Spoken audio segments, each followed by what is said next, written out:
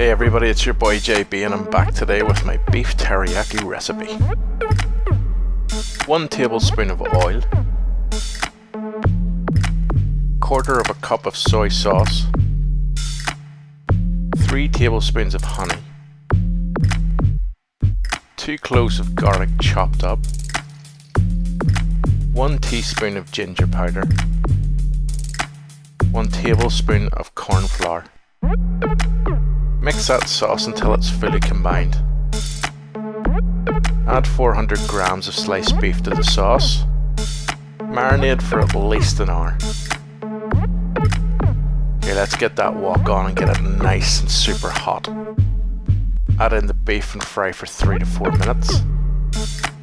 Add 1 onion chopped. Add in your greens. Add in the rest of the sauce.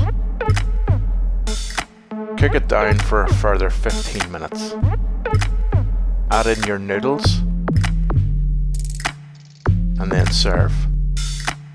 As always, if you like what you see here, please give the video a thumbs up or follow me on social media at FatLadFood. You can find all of my written recipes at fatladfood.co.uk.